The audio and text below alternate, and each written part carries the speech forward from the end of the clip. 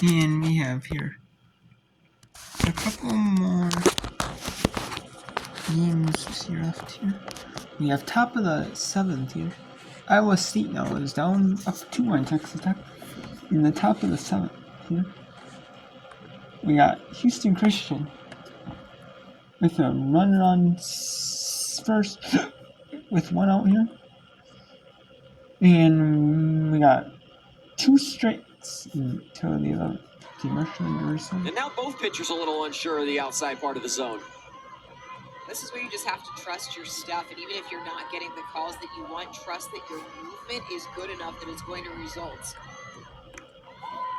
That one caught the corner, 1-2.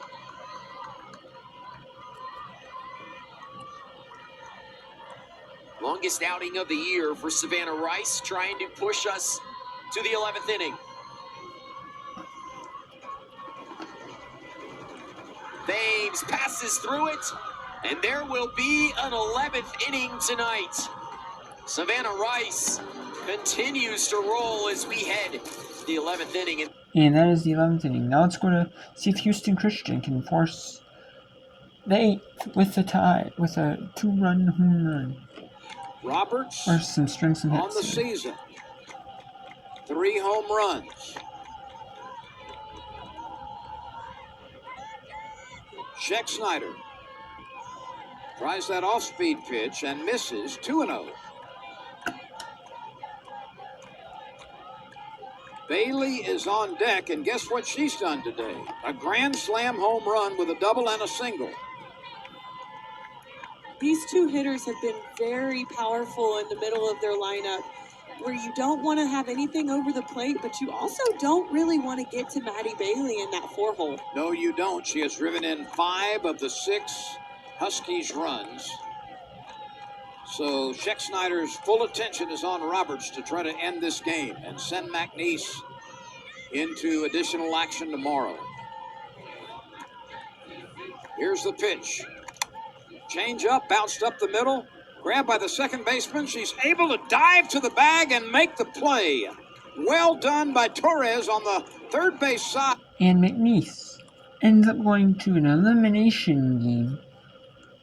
Another elimination game. And McNeese wins that one 8-6. Marshall Georgia Southern is in the top of the 11th. And CLU scored 2 in the bottom of the 4th. They've scored a couple. And it's now 2-2. And Texas Tech looking to get out of this inning and get some momentum going into the top of the bottom of the 7th.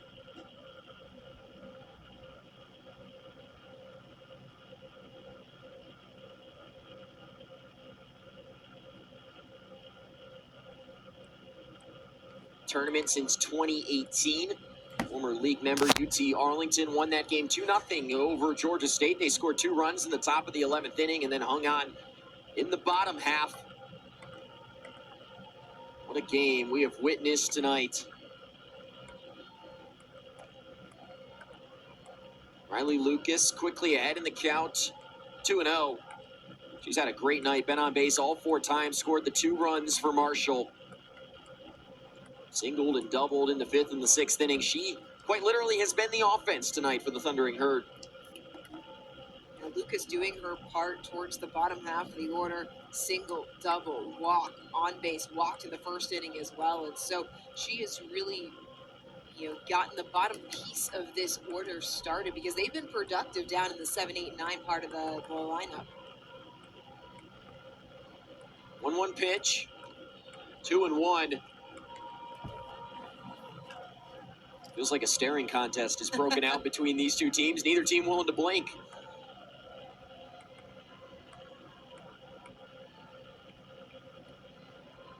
Two gritty teams, and certainly they have showed that so far tonight.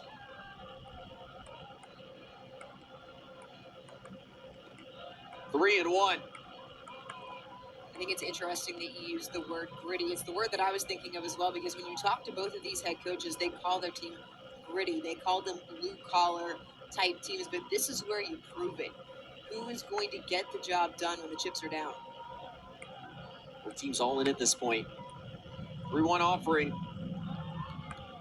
Misses low, so a leadoff runner on for Marshall here in the top of the 11th.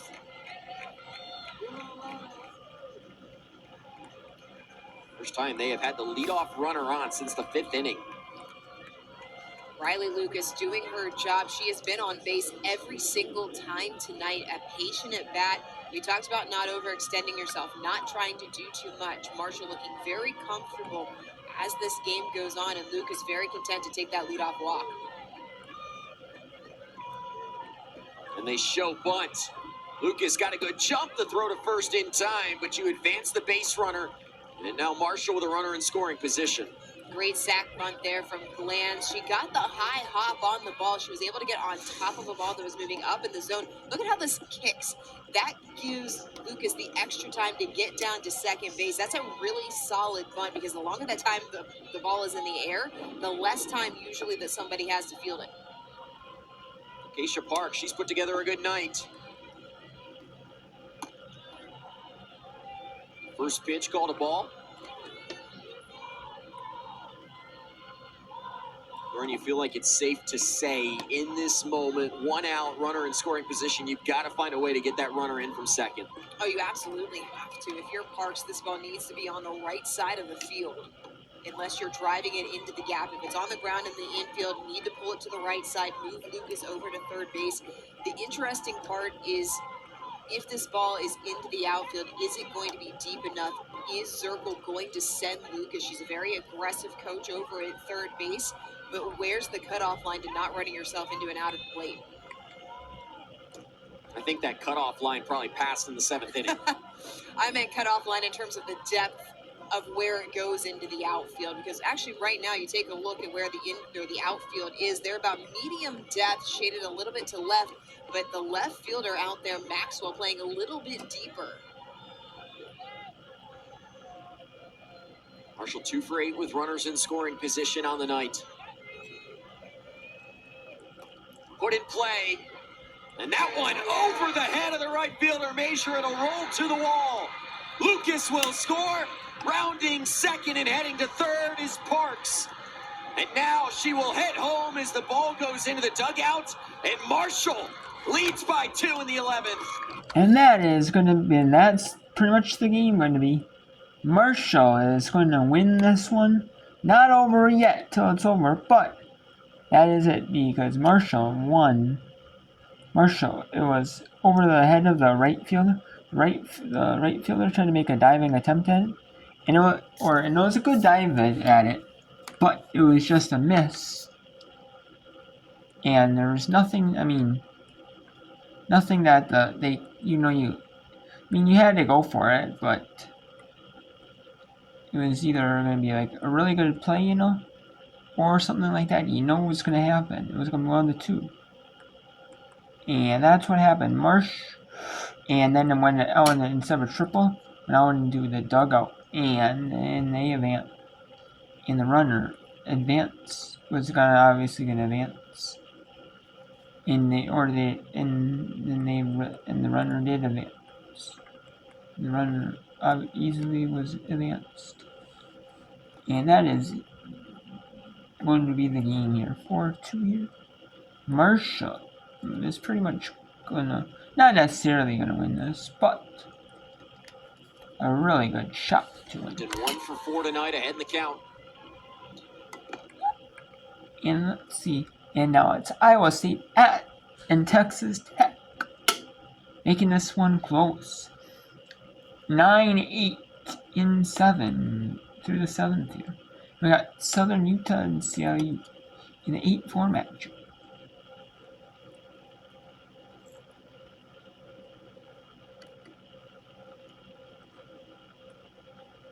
Love to see it when your backs are against the wall. What are you going to do? North responds big here. This is a big hit over right field.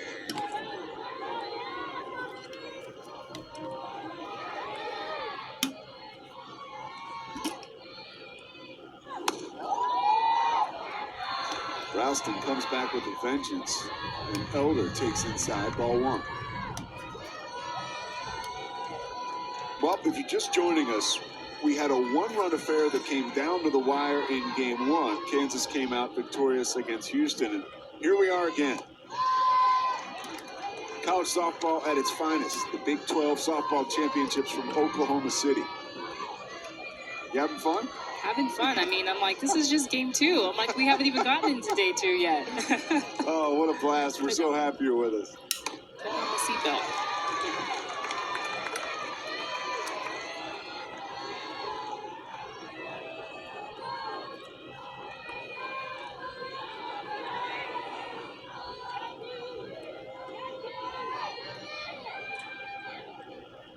3-0 pitch.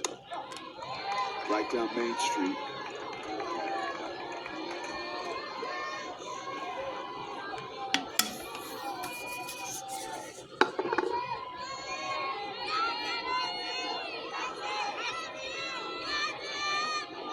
And all of a sudden, some smiles on the faces in the Texas Tech dugout. Elder skies it. Camped out underneath it as ranches. One down.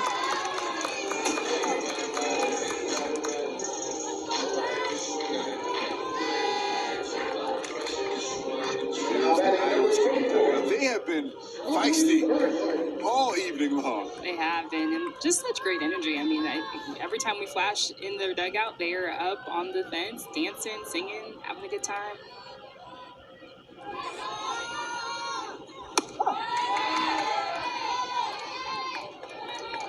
Guys, still popping them in. You can hear that in Norman.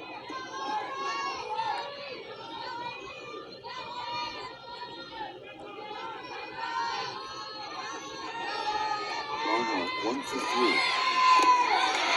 Goes fishing, down the count 0-2. The winner of this game will take on Texas tomorrow afternoon. A 4-game slate coming up for us here on ESPN Plus. We cannot wait, but the issue still at hand tonight.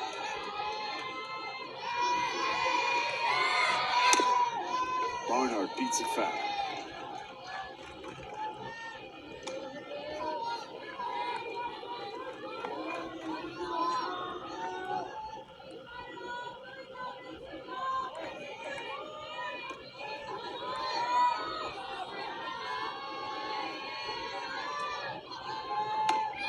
Check swing. Did she go? No!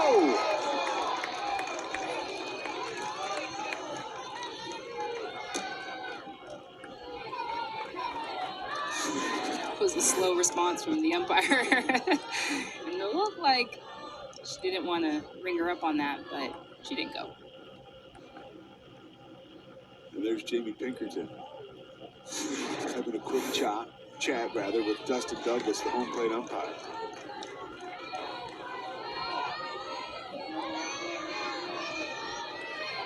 You make the call. Okay, yeah. I'm like, okay, now, yeah, maybe she might have went.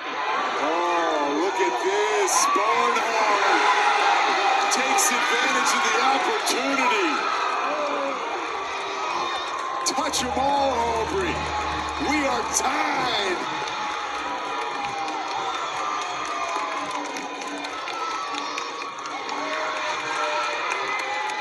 Seventh home run of the season. Yeah, and Barnhart's like, just give me one more pitch, and I am in this thing. And that is huge. Coming up clutch, tying the game with that home run. And gosh, I know Ralston is wishing that she got that pitch before. This pitch is just a little elevated. And Barnhart doing a good job of getting this ball out in front and turning on it. You want to talk about barreling up.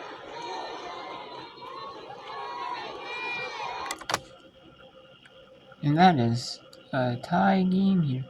Texas Tech looking to win this one and send Iowa State home. And Marshall is still 4-2 in the 11th here. Top of the 11th.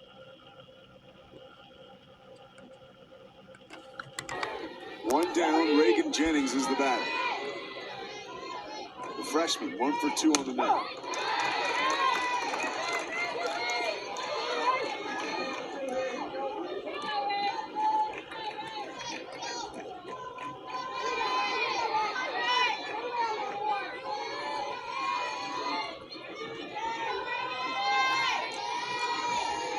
Jennings, all 12 freshman team.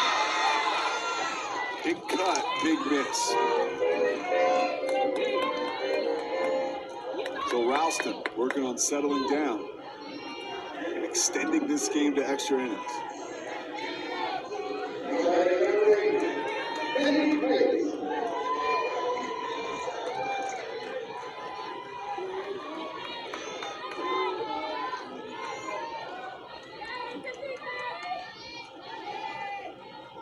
Kennedy Kreitz singled and doubled, 2 RBIs.